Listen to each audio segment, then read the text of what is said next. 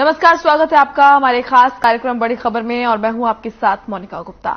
दिन की 4 बड़ी खबरें आपको दिखाएंगे। पहली खबर बात करेंगे पहली खबर की आदमपुर उपचुनाव को लेकर है, जहां पर आदमपुर उपचुनाव के लिए धारा 144 लागू हो चुकी है और 5 से ज्यादा लोगों के इकट्ठा होने पर रोक लगाई गई है। तो वहीं दूसरी खबर आदमपुर उपचुनाव को लेकर ही है, जहां आदमपुर उपचुनाव के लिए वोटिंग 3 नवंबर को होगी, जिसको लेकर प्रशासन पूरी तरीके से सतर्क है। तीसरी खबर गुरुग्राम से है, जहां 5 युवकों ने नाबालिग के साथ गैंगरेप की वारदात को अंजाम दिया है। आखिरी खबर करनाल से है, जहां स्कूल बस और ट्रैक्टर में भिड़ंत हो गई। हादसे में कई स्कूली बच्चे घायल हो गए।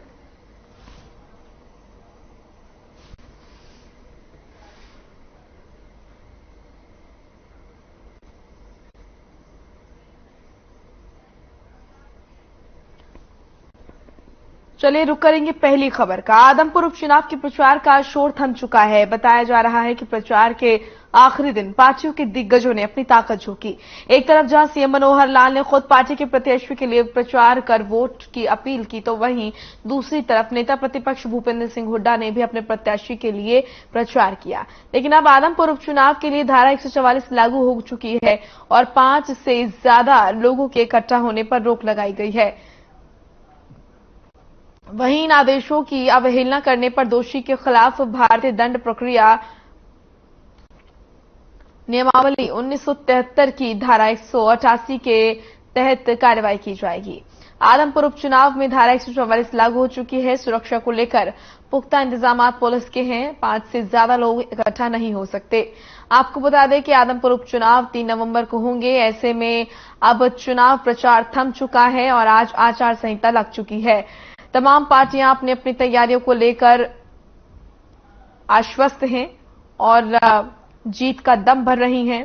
आम आदमी पार्टी हो, भारतीय जनता पार्टी, इनेलो या फिर कांग्रेस, सभी पार्टियां जीत का दम भर रही हैं और आश्वस्त हैं अपनी अपनी जीत को लेकर।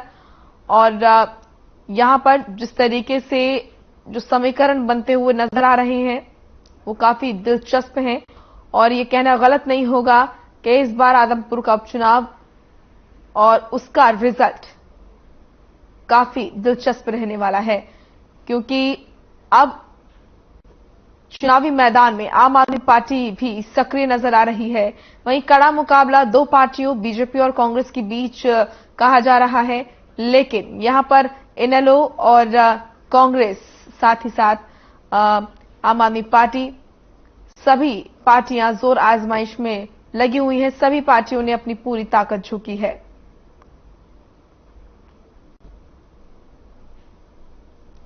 आदमपुर उपचुनाव में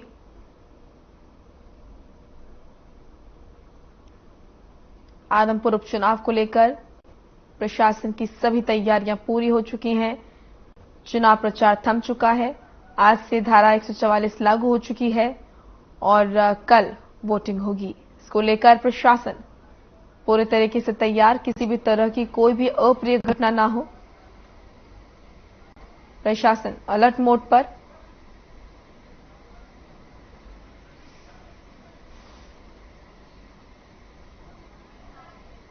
हिसार से अनूप कुंडू हमारे सहयोगी जुड़ चुके हैं ज्यादा जानकारी के साथ। अनूप, आदमपुर उपचुनाव के लिए सभी पार्टियां तैयार हैं। आज से आचार संहिता लागू हो चुकी है। क्या कुछ माहौल नजर आ रहा है? कितने उत्साहित वहां के लोग वोटिंग के लिए और वहां का प्रशासन कितना तैयार?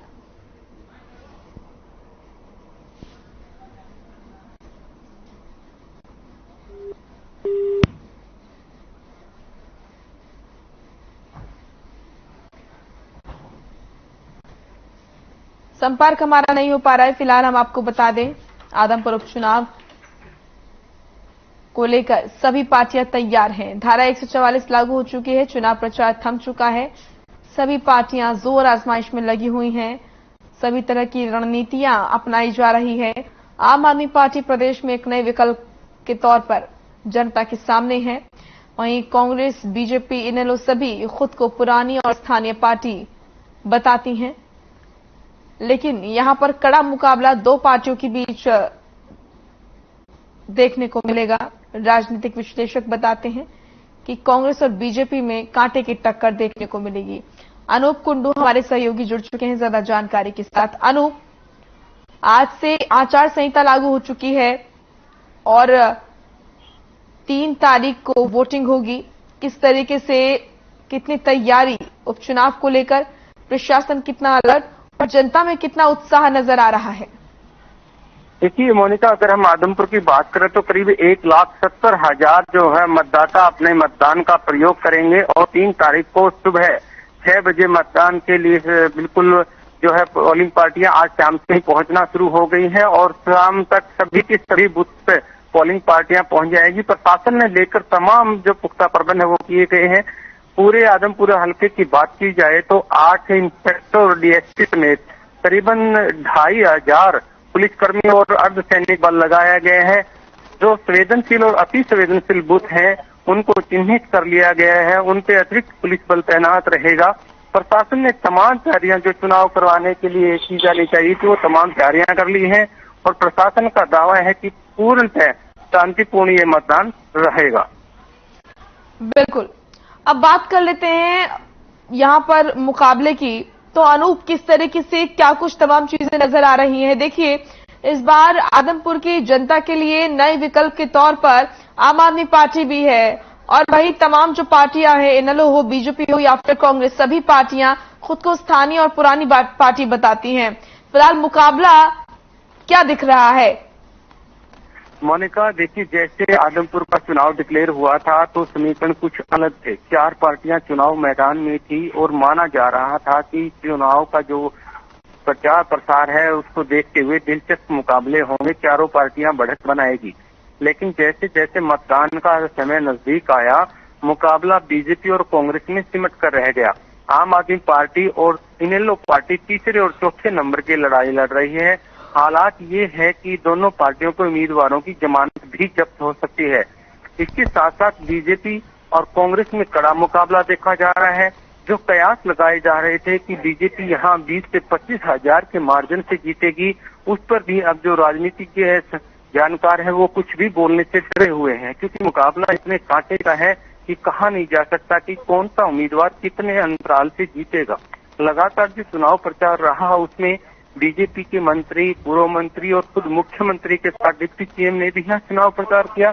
वहीं कांग्रेस की ओर से भूपेंद्र सिंह हुड्डा ने पूरा जोर लगा करके, और जो कांग्रेस के प्रदेश अध्यक्ष है उदय भान, उन्होंने भी अपने उम्मीदवार जयप्रकाश जी के लिए लगातार चुनाव प्रचार किया। कल सुबह ही मतदान शुरू हो जाएगा और शाम 7 बजे तक मतदान प्रक्रिया चलेगी। शुक्रिया आपका अनूप, तमाम महत्वपूर्ण जानकारी के लिए। महत्वपूर्ण जानकारी आपने हम तक पहुंचाई। फिलहाल इस वक्त की बड़ी खबर का रुख करेंगे। इस वक्त की बड़ी खबर आ रही है, सीएम मनोहर लाल ने इंस्टीट्यूट का उद्घाटन किया। तो ये बड़ी और अहम जानकारी आप तक पहुंचा रहे हैं। गुरुग्राम से ये बड़ी खबर, रामकृष्ण मिशन इंस्टीट्यूट का उद्घाटन सीएम मनोहर लाल ने किया।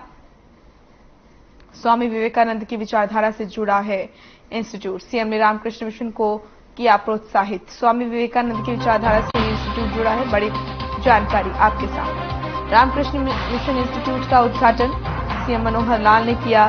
इस इंस्टीट्यूट का उद्घाटन स्वामी विवेकानंद की विचारधारा से जुड़ा है। ये उद्घाटन सीएम ने रामकृष्ण मिशन को किया प्रोत्साहित। इस वक्त की ये बड़ी और अहम जानकारी, रामकृष्ण मिशन इंस्टीट्यूट का उद्घाटन हुआ। गुरुग्राम से ये बड़ी खबर, सीएम मनोहर लाल ने किया इंस्टीट्यूट का उद्घाटन।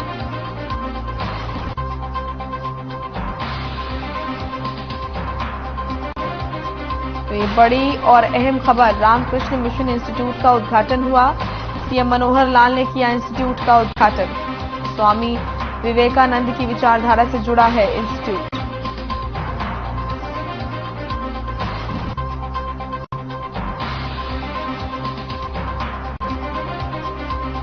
रामकृष्ण मिशन इंस्टीट्यूट का उद्घाटन सूबे के मुखिया मनोहर लाल ने किया और ये तस्वीरें आपको दिखा रहे हैं उस दौरान की तस्वीरें जब सीएम मनोहर लाल ने रामकृष्ण मिशन इंस्टीट्यूट का उद्घाटन किया।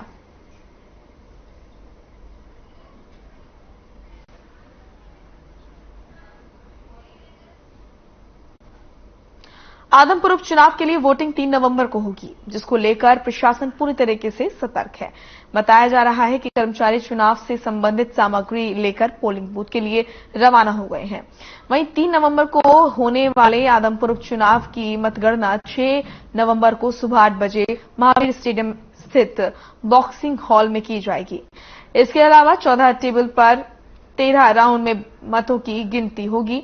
आदमपुर उपचुनाव में 180 पोलिंग बूथ बनाए गए हैं। इनमें 36 संवेदनशील और 39 अति संवेदनशील पोलिंग बूथ हैं। वहीं प्रत्येक पोलिंग बूथ पर सुरक्षा के पुख्ता प्रबंध किए गए हैं। आदमपुर उपचुनाव का रण तैयार हो चुका है और 3 नवंबर को होगी वोटिंग। 13 राउंड में होगी मतों की गिनती। तो ये बड़ी महत्वपूर्ण जानकारी आदमपुर उपचुनाव से जुड़ी हर एक अपडेट आप तक पहुंचा रहे हैं।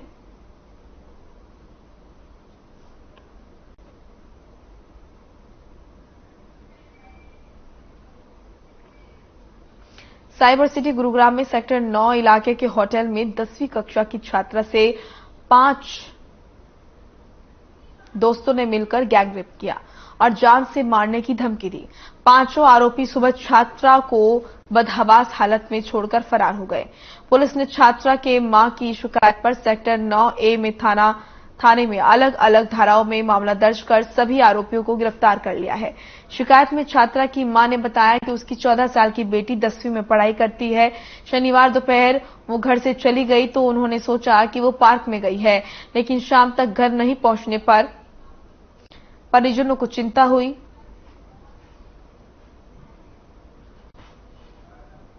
रात भर उन्होंने बेटी की काफी तलाश की, लेकिन वो नहीं मिली। रविवार सुबह उनकी बेटी बदहवास हालत में मिली। बेटी ने बताया कि दोस्त उसे बहला फुसलाकर बाइक पर बिठा लिया और उसे सेक्टर 9A में स्थित होटल में लेकर गए। उसके बाद उन्होंने अपने 3 दोस्तों को भी बुलाया। उसके बाद पांचों ने बारी बारी उसके साथ रेप किया। आरोपियों ने उसे जान से मारने की धमकी दी है। वहीं ये भी कहा कि वो इस घटना के बारे में किसी को न बताए। जी, हमारे पास 30 अक्टूबर को एक नाबालिग पीड़िता की मां ने शिकायत दी थी पुलिस स्टेशन में आकर के कि उनकी बेटी जो है वो नाबालिग है और उसके साथ 5 लड़कों ने शारीरिक संभोग किया है, जो कि उसकी इच्छा के विरुद्ध था।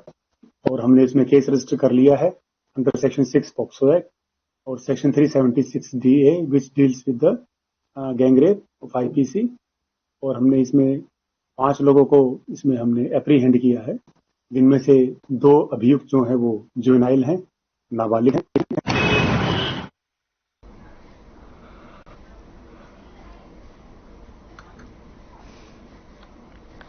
गुरुग्राम से ब्यूरो चीफ सुशील सिंह हमारे साथ जुड़ चुके हैं ज्यादा जानकारी के साथ। सुशील, क्या कुछ पूरा ये मामला बताया जा रहा है? किस वक्त, किस दौरान की घटना बताई जा रही है? देखिए, शनिवार की एक घटना है और गुरुग्राम के सेक्टर 9 इलाके की है, जहां एक 10वीं की छात्रा है और इसको बहला फुसलाकर एक हरीश होटल में ले जाया गया, जहां ले जाने के बाद एक युवक जो इसका दोस्त था वो लेकर गया। उसके बाद सभी दोस्तों को बुला लिया और फिर सभी दोस्तों ने इसके साथ सामूहिक दुष्कर्म किया है।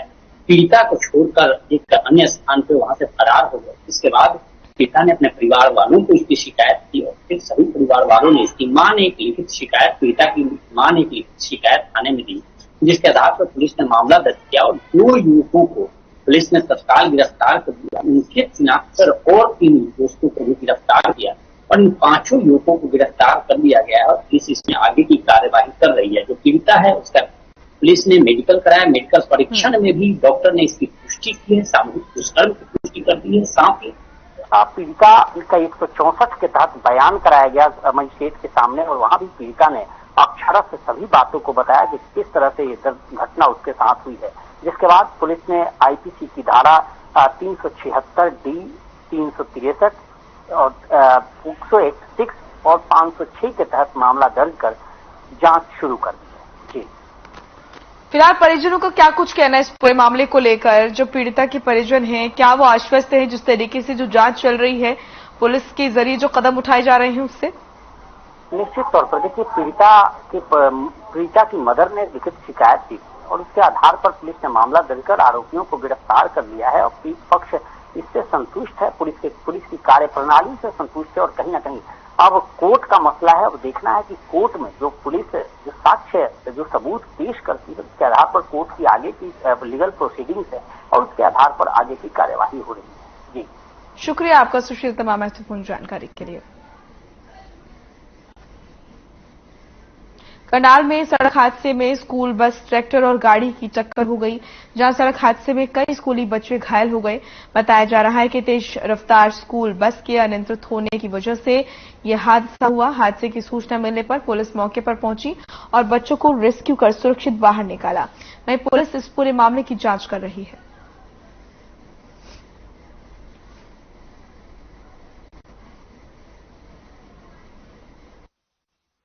मुलाजिम है चौकीदार रविंद्र कुमार जी, ड्यूटी के बाद घर जा रहा था तो जैसे क्रॉसिंग के लिए खड़ा था, इधर से स्कूल आ रही थी और इस साइड से ट्रैक्टर वाला रहा था। ट्रैक्टर वाला जैसे इस साइड जावा था या इधर जावा था तो इधर स्कूल बस दोनों का ध्यान नहीं पड़ा और इस वजह से एक्सीडेंट। तो स्कूल बस भी स्पीड से थी, बहुत स्पीड में थी।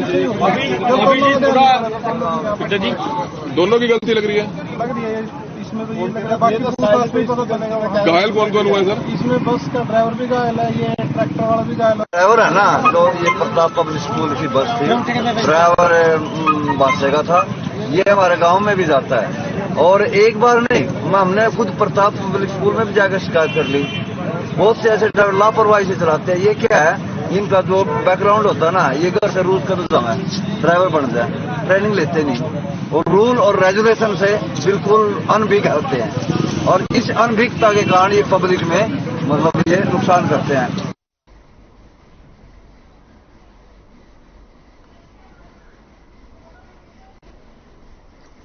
लक्ष्य वर्मा हमारे साथ जुड़ चुके हैं ज्यादा जानकारी के साथ। लक्ष्य, किस वक्त ये घटना हुई और क्या कुछ मामला बताया जा रहा है?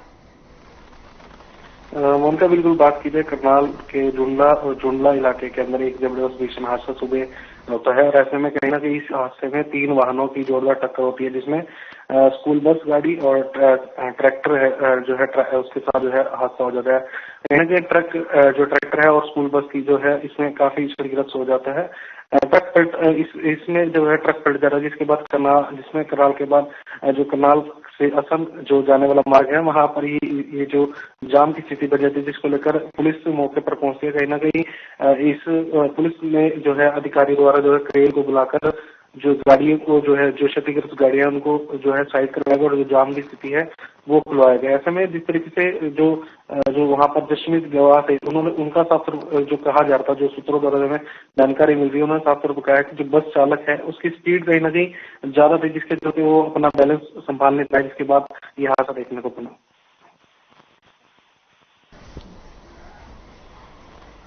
इस मामले में क्या कुछ कहना है? अगर बात करें रूट की तो जाहिर सी बात है जो आने जाने वाले लोग हैं वो प्रभावित हुए होंगे, ट्रैफिक जाम की समस्या भी हुई होगी। लक्ष्य, बिल्कुल मोनिका, जिस तरीके से कुछ देर वहां पर जरूर ट्रैफिक जाम रहा। ऐसे में कहीं ना कहीं पुलिस ने जो है जाम खुलवाने का प्रयास जल्द से जल्द करा। ऐसे में कहीं ना कहीं जब भी ऐसी कोई स्थिति बनती है, जब कोई एक्सीडेंट होता है, तो कहीं ना कहीं कुछ समय के लिए कहीं ना कहीं जो रास्ता होता है वो कहीं ना कहीं डिवाइड किया भी जाता है। कहीं ना कहीं जिस तरीके से मौके पर पुलिस पहुंच गई थी और ऐसे में कहीं ना कहीं जो रास्ते को कहीं ना कहीं जल्द से जल्द साफ करवाया गया और जो स्थिति थी इसको जो है सुचारू रूप से चलाया गया। जी बिल्कुल, और ये पहला ऐसा मामला नहीं है। यहाँ पर इस तरह की जो मामले हैं वो हम देखते हैं। क्या कारण हम माने कि रफ्तार पर रोक नहीं लग पा रही है? क्या हम प्रशासन की कमी माने या फिर लोगों में जागरूकता की कमी है?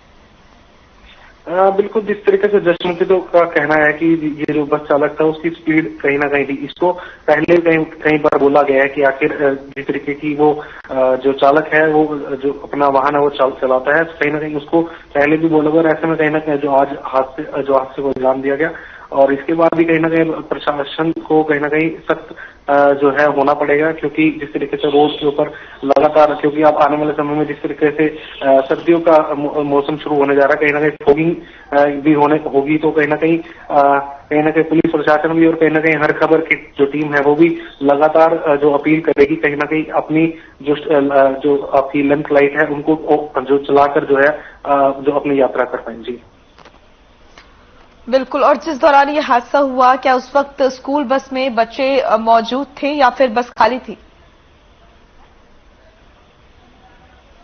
लक्ष्य, आप तक आवाज पहुंच रही है?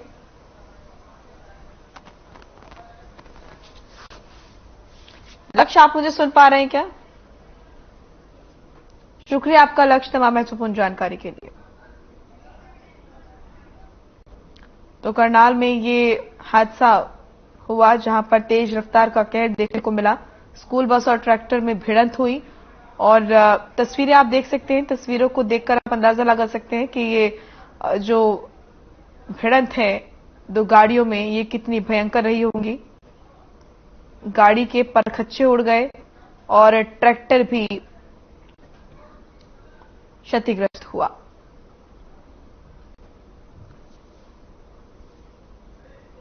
स्कूल बस और ट्रैक्टर के बीच भिड़ंत हुई। करनाल का ये मामला जहां रफ्तार का कहर देखने को मिला।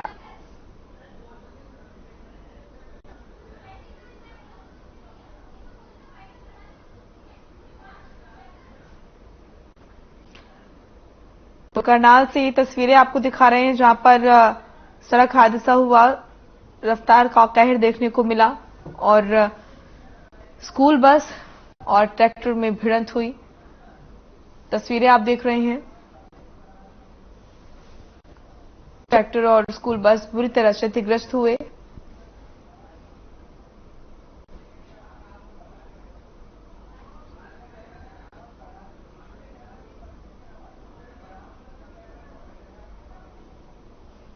आपको बता दें कि इस हादसे में स्कूली बच्चे घायल बताए जा रहे हैं, क्योंकि स्कूल बस और ट्रैक्टर के बीच ये भिड़ंत हुई और जिस दौरान ये हादसा हुआ उस वक्त बस में स्कूली बच्चे सवार थे।